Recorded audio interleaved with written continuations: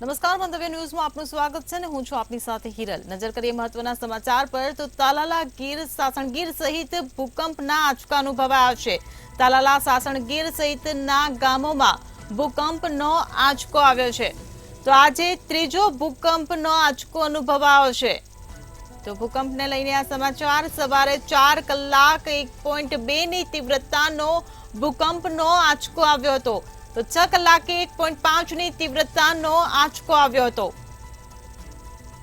તો વધુ એક આંચકો બપોરે અનુભવવામાં આવ્યો છે। તાલાલા ગીર સહિત ગામોમાં ભૂકંપનો આંચકો અનુભવાયો છે। કેન્દ્રબિંદુ તાલાલાથી 14 કિલોમીટર દૂર ઉત્તર પૂર્વમાં નોંધાયું છે। તો આજે ત્રીજો ભૂકંપનો આંચકો અનુભવાયો છે। સવારે 4 કલાક 1.2 ની તીવ્રતાનો આંચકો આવ્યો છે। 6 કલાકે 1.5 ની તીવ્રતાનો આંચકો અનુભવાયો।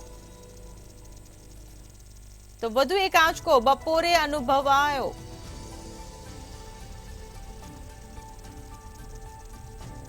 તાલાલા સાસણગીર સહિત ગામોમાં ભૂકંપનો આંચકો આવ્યો છે। આજે ત્રીજો ભૂકંપનો આંચકો અનુભવાયો છે। તો સવારે 4 કલાક 1.2 ની તીવ્રતાનો આંચકો આવ્યો હતો।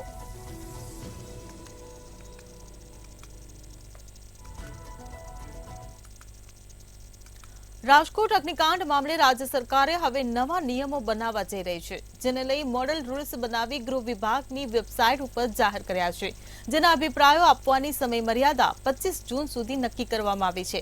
ત્યારબાદ તેને લગતા કડક નિયમો સરકાર બનાવશે। જ્યારે બીજી બાજુ માધ્યમિક અને ઉચ્ચતર માધ્યમિકમાં અભ્યાસ કરતી વિદ્યાર્થીનીઓને આર્થિક સહાય પૂરી પાડવામાં આવશે।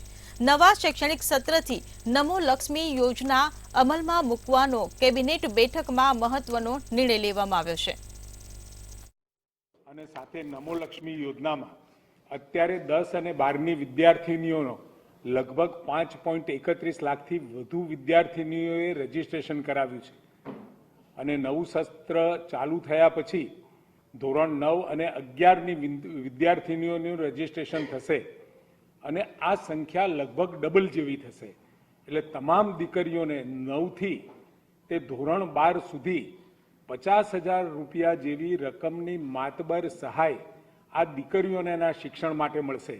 અને સાથે નમો સરસ્વતી યોજના 11 અને 12 ધોરણની અંદર વિજ્ઞાન પ્રવાહ માટે એને પ્રોત્સાહન આપવા માટે દીકરા દીકરીઓ બંનેને જે 25,000 રૂપિયા આપવાની જે યોજના છે એની પણ શરૂઆત કરવામાં આવશે ચાલુ વર્ષથી જ। અને સાથે દીકરીઓને આ બંને યોજનાઓનો લાભ મળવાનો છે। અને ગૃહ વિભાગ દ્વારા એમ્યુઝમેન્ટ પાર્ક તેમજ અન્ય મનોરંજન પ્રવૃત્તિના સંચાલન માટે મોડલ રૂલ્સ બનાવ્યા છે, જે પબ્લિક ડોમેનમાં મૂક્યા છે। અને આ જે મોડલ રૂલ્સ છે એમાં જે પબ્લિકના જે પણ અભિપ્રાયો આવશે એ અભિપ્રાયોને પણ જ્યાં યોગ્ય હોય એવા અભિપ્રાયોને ઇનકોર્પોરેટ કરી અને એના માટેના નિયમો બનાવવામાં આવશે। રાજકોટમાં દલિત યુવકને માર મારવાનો મામલો વધુ ઉગ્ર બન્યો છે। પૂર્વ ધારાસભ્ય જયરાજસિંહના પુત્ર ગણેશ જાડેજા દ્વારા જૂનાગઢ NSUIના પ્રમુખ સંજયને ઢોરમાર માર્યો હતો। આ મામલે અનુસૂચિત જાતિ સમાજમાં ઉગ્ર આક્રોશ રૂપે જૂનાગઢથી ગોંડલ સુધીની પ્રતિકાર બાઇક રેલી યોજાઈ હતી। ત્યારે ગણેશ ગોંડલ વિરુદ્ધ ગુજસીટોક લગાવવાની માંગ કરવામાં આવી છે। અત્યાર સુધી પોલીસે ગણેશ ગોંડલ સહિત 11 આરોપીઓની ધરપકડ કરી છે।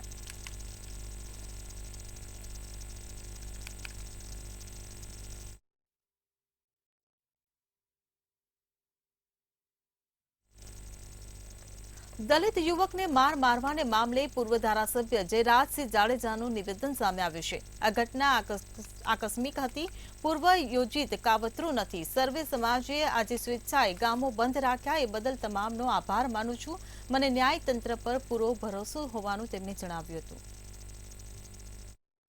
સ્વયંભૂ ગોંડલ શહેરે અને ગોંડલ તાલુકાએ જે રીતે બંધ પાડ્યું, જે રીતે અમને સમર્થન કર્યું અને શાંતિપૂર્ણ ગામ બંધ રહ્યું, એના માટે હું ગોંડલની જનતાનો, ગોંડલ તાલુકાની જનતાનો હૃદયપૂર્વક આભાર માનું છું। વિશેષ આભાર હું દલિત સમાજનો માનું છું।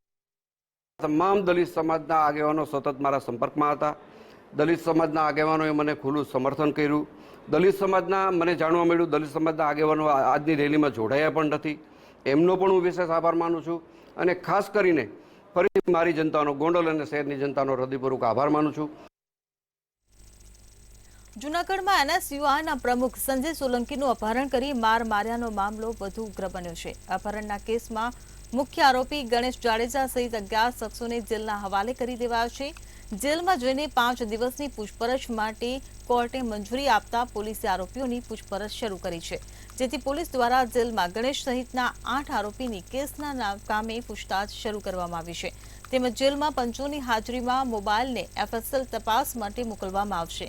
પોલીસે વિગતો મેળવીને તે મોબાઈલ કબજે લેવામાં આવશે અને જેલમાં પંચોની હાજરીમાં મોબાઈલને એફએસએલ તપાસ માટે મોકલવામાં આવશે.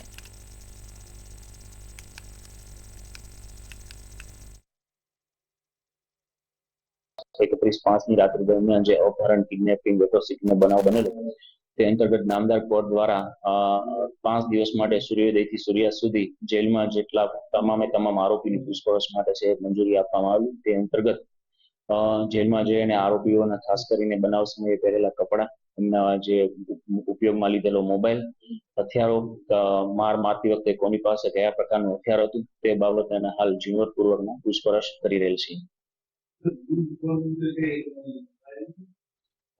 મ્યુલ કોલ અંગે હાલ આરોપીઓ કશું જણાવતા નથી. આ બાબત ના પાડે છે, પરંતુ આમ છતાં તેમના મોબાઈલ કબજે કરી એફએસએલમાં મોકલતા ત્યારબાદ બેકઅપ મળી આવે વધુ આ દિશામાં ખબર પડશે કે ખરેખર આવો વિડીયો ઉતારેલો કે કેમ.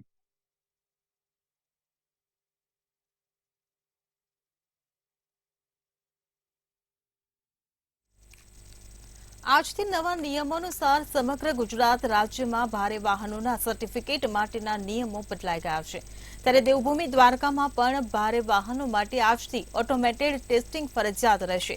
ઓટોમેટેડ ટેસ્ટિંગ વિનાના વાહનો રસ્તા પર દોડતા દેખાશે તો એક ગંભીર ગુનો ગણાશે.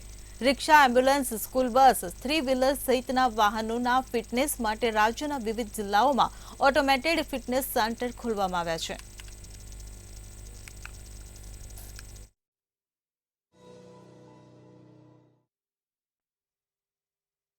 આજ રોજ સરકારશ્રીના આદેશ મુજબથી જે વાહનોની કામગીરી ફિટનેસ બાબતે જે આરટીઓ કરવામાં આવતી, જેમાં ટ્રાન્સપોર્ટ વ્હીકલ જેવા કે ટ્રક, બસ, ટેક્સી, મેક્સી, એલજીવી તેની સંપૂર્ણ પાસિંગની ફિટનેસની કામગીરી જે છે એ સરકારશ્રીના આદેશ મુજબથી ફિટનેસ સેન્ટરમાં સોંપવામાં આવેલી છે.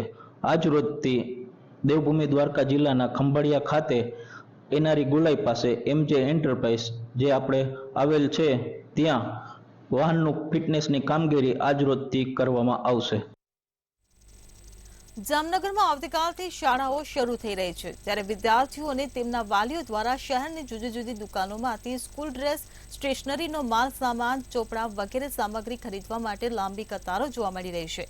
શહેરના બેડીગેટ વિસ્તાર, સુપરમાર્કેટ વિસ્તાર, આસપાસના વિસ્તારમાં સ્કૂલ યુનિફોર્મને લગતી કેટલીક દુકાનો આવેલી છે, જે દુકાનોમાં ભારે ભીડ જોવા મળી હતી અને મોટી સંખ્યામાં વિદ્યાર્થીઓ અને વાલીઓ સ્કૂલ ડ્રેસ, ચોપડા અને સ્ટેશનરી વગેરે ખરીદવા માટે ઉમટી પડ્યા હતા.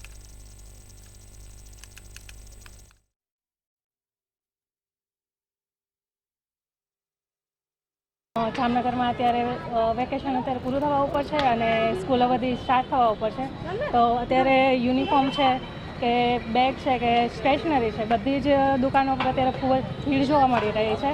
અને જોઈએ તો દર વખત કરતાં આ વખતે થોડોક ભાવમાં, રેટમાં બધે વધારો ઘટાડો બધી બાબતે જોવા મળી રહ્યો છે અને બધી જ દુકાનો ઉપર જઈએ તો બહુ જ ભીડ છે. એના કારણે બધી વાલીઓ બહુ જ કેવું કહેવાય કે પેલો તડકાને કારણે ખૂબ જ અનુભવી રહ્યા છે કે ફટાફટ જલ્દીથી અમને બધું મળી જાય. અમરેલીમાં ધારી નજીકના વિસ્તારમાં સ્ટેટ હાઈવે પર એક દ્રશ્ય સામે આવ્યું, જેમાં એક સિંહ પરિવાર લટાર મારતો જોવા મળ્યો. આ વિડીયો એ સોશિયલ મીડિયામાં ખૂબ જ વાયરલ થઈ રહ્યો છે. વિડીયોમાં સ્પષ્ટ રીતે જોઈ શકાય છે કે સિંહ પરિવારના સભ્યો હાઈવે પર નિર્ભયતા સાથે લટાર મારી રહ્યા છે. આ દ્રશ્ય અદ્ભુત અને રોમાંચક છે. આ વિડીયો વાયરલ થતાં જ લોકોમાં ભારે ચર્ચા થઈ રહી છે.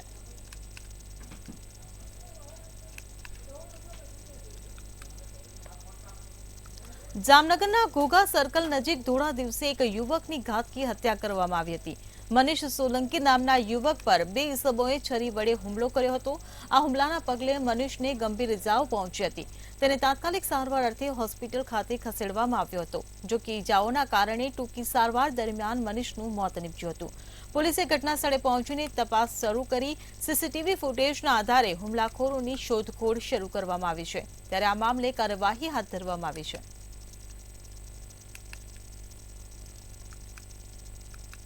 બોટાદ વીએચપી દ્વારા આતંકીઓના પૂતળા બાળીને વિરોધ કરવામાં આવ્યો હતો। વૈષ્ણોદેવી યાત્રામાં યાત્રિકો ઉપર આતંકવાદીઓએ કરેલ હુમલાના વિરોધમાં પૂતળા દહન કરવામાં આવ્યું હતું। દીનદયાળ ચોક ખાતે પાકિસ્તાન હાય હાયના સૂત્રોચ્ચાર સાથે પૂતળા દહન કરી વિરોધ પ્રદર્શન કરવામાં આવ્યું હતું। ત્યારે દેશમાં વધતા આતંકવાદી હુમલાઓને લઈને સરકાર કડક કાર્યવાહી કરે તેવી વીએચપી દ્વારા માંગ કરવામાં આવી હતી।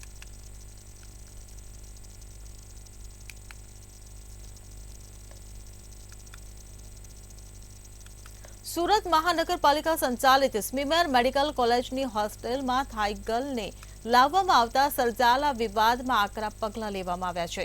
હોસ્પિટલની સમિતિ દ્વારા પ્રેસિડેન્ટ ડોક્ટર ઋત્વિક દર્જીને દોષિત જાહેર કરીને રિપોર્ટ મોકલી આપવામાં આવ્યો છે। આ સાથે જ તેને સસ્પેન્ડ પણ કરી દેવામાં આવ્યો છે।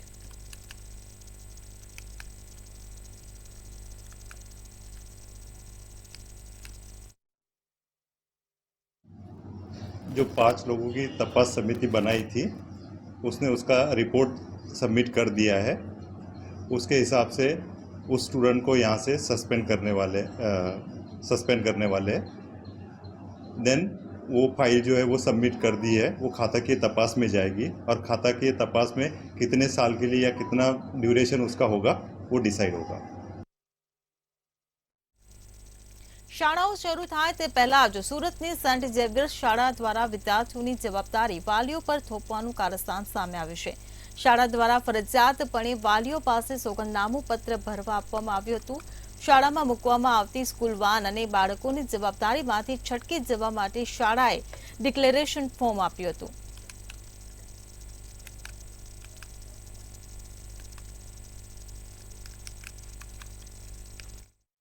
એને બધી જવાબદારીઓ અમારા પેરેન્ટ્સ ઉપર છોડી દીધી છે। તો પેરેન્ટ્સ તો સ્કૂલ અને વેનના ભરોસે સ્કૂલે મોકલે છે। તો અમે તો અહીંયાથી મોકલી દઈએ છીએ, વેનમાં બેસાડી દઈએ છીએ, પણ વચ્ચે અમારા બાળકને કાંઈ થાય તો એની જવાબદારી કોના ઉપર? વાલી કાલ સવારે કંઈ થાય તો કોના ઉપર છોડે? કેમ કે સ્કૂલ તો જો આવી રીતના પ્રમાણપત્ર બહાર પાડી તો અમે સાઇન કરીએ એટલે કાંઈ થાય તો એ લોકો તો હાથ ઊંચા કરી દે। તો અમારું એવું કહેવાનું છે કે બધા ઇક્વલી રિસ્પોન્સિબિલિટી લે, ડ્રાઈવરની બી, સ્કૂલ પ્રિન્સિપાલની, સ્કૂલ ચેરિટીની બી અને વાલીની બી। અમે એવું નથી કહેતા કે અમે જવાબદારી નથી લેવા માંગતા। વેકેશન ખુલવાનું છે અને બધા વાલીઓને એક જ ચિંતા ખાઈ જાય છે કે તેમનું બાળક એ કઈ રીતે જશે, કારણ કે જે પ્રકારે શાળામાં વાન અને રિક્ષા જે છે તેમની જે ભાવમાં વધારો થયો તે સાથે સાથે સુરતની એક સ્કૂલ એવી પણ આવી છે સેન્ટ ઝેવિયર કે તે સ્કૂલે વાલીઓ પાસે એવા ફોર્મ ભરાવ્યા છે કે કંઈ પણ ઘટના બનશે તેની જવાબદારી વાલીઓને રહેશે। જે પ્રકારે જોઈ શકાય છે આ સ્કૂલ છે, આ સ્કૂલના દ્વારા એક ડિક્લેરેશન ફોર્મ જે છે તે બહાર કરવામાં આવ્યું છે। તેમાં સ્પષ્ટ લખવામાં આવ્યું છે કે શાળાઓ શરૂ થતાં જ જે વિદ્યાર્થીઓની જવાબદારી છે તે તમામ જવાબદારી વાલીઓ પર રહેશે। આ સમગ્ર મામલે સોગંદનામું છે તે ભરાવવામાં આવ્યું છે।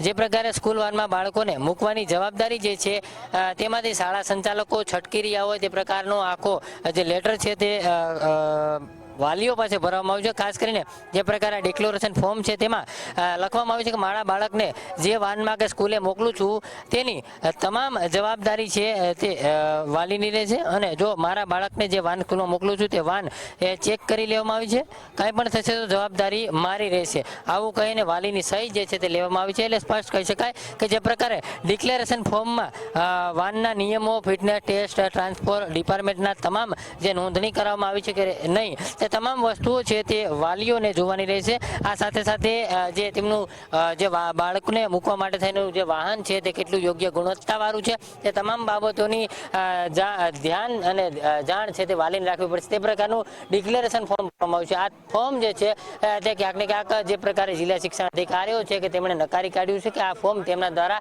ભરવામાં નથી આવ્યું, પરંતુ સ્પષ્ટ કહી શકાય કે જે પ્રકારે વાલીઓની સહીવાળું આ જે ડિક્લેરેશન ફોર્મ છે તે આ શાળા દ્વારા જે બહાર કરવામાં આવ્યું છે આ ફોર્મ જે છે તે સામે આવ્યું છે. એટલે સ્પષ્ટ કહી શકાય કે આ શાળા જે છે તે કોઈ પણ ઘટના બને તો તેમાંથી છટકવા માટે થઈને આ પ્રકારનું ડિક્લેરેશન ફોર્મ છે તે બહાર કર્યું છે. એટલે તેમના બાળકને કોઈ પણ અગવડતા અથવા તો કોઈ પણ દુર્ઘટના ઘટે તો તમામ જવાબદારી છે તે વાલીની લે છે તેવું કહીને શાળા આ સમગ્ર મામલેથી છટકવા માંગે છે. ત્યારે આ પ્રકારનું ડિક્લેરેશન ફોર્મ જે છે બહાર આવતાની સાથે અનેક તર્ક વિતર્કો છે તે શરૂ થયા છે. કેમેરામેન કેસી વગા સાથે દિવેશ પરમાર, મંતવ્ય ન્યૂઝ, સુરત. સુરતના પાલ વિસ્તારમાં શ્રીપદ બિલ્ડિંગમાં હૃદયદ્રાવક ઘટના બની છે અને રૂવાટા ઊભા કરી દેનારી ઘટનાના લાઈવ સીસીટીવી ફૂટેજ પણ સામે આવ્યા છે. ફૂટેજમાં દેખાતું 2 વર્ષનું માસૂમ બાળક 7મા માળેથી પટકાતા મોતને ભેટ્યું છે. હાઉસકીપિંગનું કામ કરતી માતા 2 વર્ષીય બાળકને પોતાની સાથે કામ પર લઈ ગઈ હતી. આ દરમિયાન ઘરની બાલ્કનીમાં રમતા રમતા બાળક 7મા માળેથી નીચે પટકાતા તેનું મોત થયું હતું. સુરતના પાલમાં શ્રીપદ બિલ્ડિંગની હૃદયદ્રાવક ઘટના. બાળકોને એકલા મૂકતા પહેલા 100 વાર વિચાર કરજો.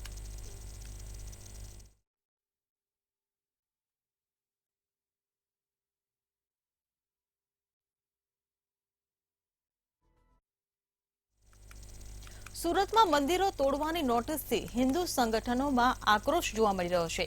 વિકાસના કામો માટે અલગ અલગ વિસ્તારના મંદિરોને તોડવાની નોટિસ આપતા વિરોધ કરવામાં આવ્યો હતો.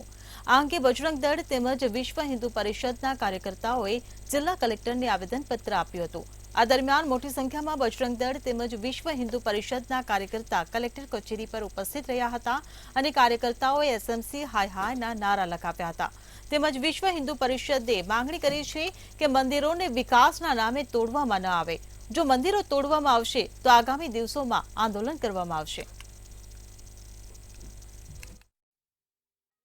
નગરપાલિકા દ્વારા સુરતના અલગ અલગ ઝોનમાં હિન્દુ મંદિરો તોડી પાડવાની વાત આવી છે. તેને લઈને જે નોટિસ આપવામાં આવી છે ને તેને લઈને વિવિધ હિન્દુ સંગઠનો જે છે તે વિરોધમાં ઉતર્યા છે. જોઈ શકાય છે જે પ્રકારે વિવિધ હિન્દુ સંગઠનો જે છે તે વિરોધ કરી રહ્યા છે. ખાસ કરીને મહિલા અને પુરુષો જે છે તે કલેક્ટર કચેરી ખાતે પહોંચે છે અને આવેદનપત્ર આપવામાં આવી રહ્યા છે.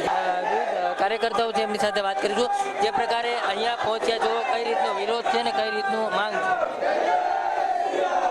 સુરત શહેર વિશ્વ હિન્દુ પરિષદ દ્વારા આજરોજ સુરત મહાનગર એસએમસીને અને હિન્દુ મઠ મંદિરોમાં ઘણી બધી નોટિસો ફટકારવામાં આવેલી છે કે તમે મંદિરો તોડવામાં આવશે.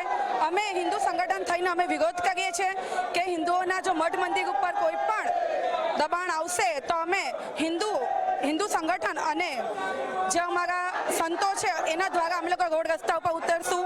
અને જમ્મુ કાશ્મીરમાં જે બનાવ બન્યો છે કે આતંકવાદીઓ જે હુમલો કરીને મારી નાખ્યા છે હિન્દુઓને, એ અમે રાષ્ટ્રપતિ અને નરેન્દ્રભાઈ મોદી સુધી અને ભૂપેન્દ્રભાઈ સુધી અમે રજૂઆત કરીએ છીએ કે આ વસ્તુ ખોટું થઈ ગયેલું છે, આને તમે અટકાયત પગલાં લેશો એવી અમારી માંગ છે. જે વિરોધ કરવામાં આવી રહ્યો છે કઈ રીતનો વિરોધ છે અને શું મુખ્ય માંગો? આજના દિવસે તમે જુઓ તો સુરત શહેરની અંદર અસંખ્ય મંદિરોને સુરત મ્યુનિસિપલ કોર્પોરેશન દ્વારા વિકાસના નામે જે નોટિસ આપવામાં આવી છે, તો અમે વિશ્વ હિન્દુ પરિષદ બજરંગ દળ આનો સખત વિરોધ કરીએ છીએ અને આપના માધ્યમથી એ જણાવવા માંગીએ છીએ કે શું વિકાસના નામે ફક્ત ને ફક્ત હિન્દુઓના મંદિરોને જ ટાર્ગેટ કરવા જોઈએ?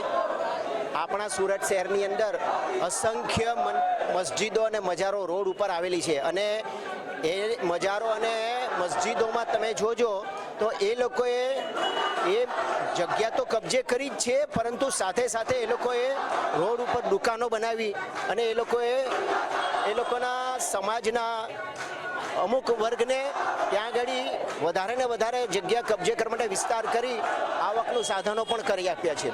તો અમારો સખત વિરોધ એ છે કે ફક્ત ને ફક્ત હિન્દુ મંદિરોને જ શા માટે ટાર્ગેટ કર્યું છે. જે પ્રકારે તમામ જે વિવિધ હિન્દુ સંગઠનો છે તેમના દ્વારા વિરોધ કરવામાં આવ્યો છે અને ખાસ કરીને જે પ્રકારે વિવિધ હિન્દુ મંદિરો જે છે તે તોડી પાડવા માટે થઈને જે નોટિસ આપવામાં આવી છે તેના વિરોધમાં, તેમજ જે પ્રકારે જે આતંકવાદીઓ પર જે એક શ્રદ્ધાળુઓ ભરેલી જે બસ છે તેમના પર હુમલો કરવામાં આવ્યો છે તેને લઈને પણ ખાસ કરીને વિરોધ છે. એટલે આ સમગ્ર મામલે તમામ હિન્દુ સંગઠનો જે કલેક્ટર કચેરી ખાતે આવ્યા છે અને તમામ જે વિવિધ હિન્દુ સંગઠનો છે તેમના નેતા જે કાર્યકર્તાઓ છે તેઓ કલેક્ટરને મળી અને તેમને રજૂઆત કરી રહ્યા છે અને ખાસ કરીને જે પ્રકારે જે મંદિરો તોડી પાડવા માટે નોટિસ આપવાની છે તેને લઈને ખાસ કરીને ઉગ્ર દેખાવ અને વિરોધ કરી રહ્યા છે. કેમેરામેન કેસી બગાચ સાથે દિવેશ પરમાર, મંતવ્ય ન્યૂઝ, સુરત. રાજ્ય સરકારના રાષ્ટ્રીય બાલ સ્વાસ્થ્ય કાર્યક્રમ અંતર્ગત સુરતની નવી સિવિલ હોસ્પિટલ ખાતે 3 બાળકની સફળ કોક્લિયર ઇમ્પ્લાન્ટ સર્જરી વિનામૂલ્યે કરવામાં આવી હતી।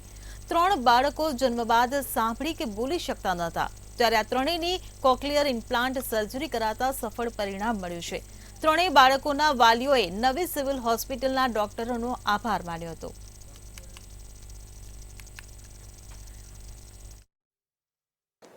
एक महीना पहला ENT डिपार्टमेंटમાં 3 CI સર્જરીઝ થઈ છે, જે બચ્ચાઓ બહેરા મૂંગા છે જન્મજાતથી એ લોકો માટે। આ બચ્ચાઓને એડિપ સ્કીમ અંતર્ગત મફતમાં CI સર્જરી કરવામાં આવે છે। બહાર પ્રાઇવેટ હોસ્પિટલ્સમાં આ જ સર્જરીના જે ઇમ્પ્લાન્ટ્સ આવે એ ઇમ્પ્લાન્ટ્સ જ 7 થી 10 લાખની અંદર પડતા હોય। આ ઇમ્પ્લાન્ટ સાથે સર્જરી ચાર્જ બધું જ થઈને અહીંયા ગવર્મેન્ટ હોસ્પિટલ સુરતમાં બધું જ ફ્રીમાં થઈ રહ્યું છે। તો રિપોર્ટમાં આવ્યું કે આનું હેરિંગ લોસ છે, બરાબર। તો પછી એમને કીધું કે આનો ખર્ચો કોક્લિયર ઇમ્પ્લાન્ટ કરવો પડશે કે એનો ખર્ચો છે ને 8 થી 10 લાખ રૂપિયાનો ખર્ચો છે। પછી મારા પાસે કંઈ ઓપ્શન નહીં હતું, પછી મેં સિવિલનો સહારો લીધો। પછી મેં ત્યાં આરોગ્ય કેન્દ્રમાં બતાવ્યું પહેલાં, પછી સાહેબ ત્યાંના આરોગ્ય કેન્દ્રમાં સાહેબ હતા મહેન્દ્ર સાહેબ ઘોઘારી, પછી એ મારા ઘરે આવ્યા મુલાકાતે। પછી એ કે આપણે સિવિલમાં જાવી, પછી સિવિલમાં આવ્યા, પછી સિવિલમાં બધી પ્રોસેસ ચાલુ થઈ। એના બધા બેરા રિપોર્ટ વગેરે બધું જે સિટી MRI સારવાર બહુ સારી મળી છે, કોઈ જાતનો કંઈ વાંધો આવ્યો નથી, કંઈ હેરાન થયા નથી। સુરતના શાળા સંચાલકોએ વાલીઓ પાસે ડિક્લેરેશન ફોર્મ ભરાવીને પોતાની જવાબદારીમાંથી છોડવાનો પ્રયાસ કર્યો હતો। સ્કૂલ વાનની ચકાસણી કરીને બાળકની શાળાએ મોકલવાનો ઉલ્લેખ કરાયો હતો। વાલીઓએ સેલ્ફ ડિક્લેરેશન પત્રમાં સહી કરી હતી, જેમાં લખવામાં આવ્યું હતું કે કંઈ થશે તો તેની જવાબદારી વાલીની રહેશે।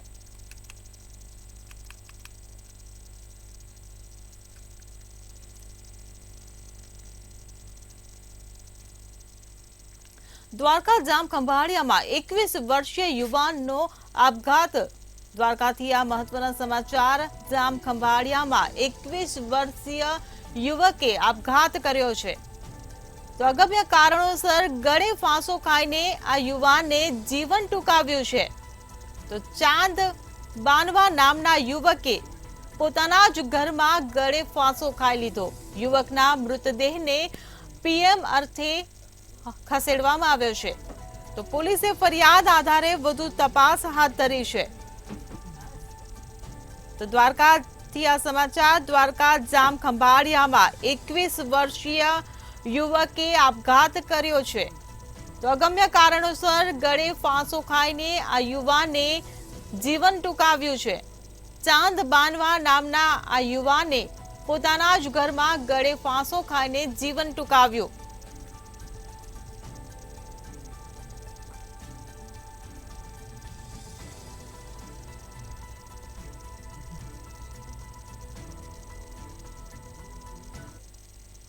રાજકોટ સિવિલ હોસ્પિટલના તબીબો ફરી વિવાદમાં આવ્યા છે। રાજકોટથી આ સમાચાર। સિવિલ હોસ્પિટલના તબીબો ફરી વિવાદમાં આવ્યા છે। ડોક્ટર મંથન મોદી પર દર્દીના સગાઓએ આક્ષેપ કર્યા છે। તો વૃદ્ધ મહિલા દર્દી સાથે ગેરવર્તન કર્યો હોવાનો આક્ષેપ લગાવવામાં આવ્યો છે। તો ગેરવર્તનને લઈને દર્દીના સગાઓએ ડોક્ટરનો ઘેરાવ કર્યો હતો। તો દર્દીના સગા સંબંધીઓએ ગેરવર્તનને લઈને ડોક્ટરને સવાલો કર્યા છે। તો રાજકોટથી આ સમાચાર। રાજકોટ સિવિલ હોસ્પિટલના તબીબો ફરીથી વિવાદમાં આવ્યા। સૌરાષ્ટ્ર સુરતમાં હાલ બસ આટલું જ। વધુ સમાચાર માટે જોતા રહો મંતવ્ય ન્યૂઝ। નમસ્કાર।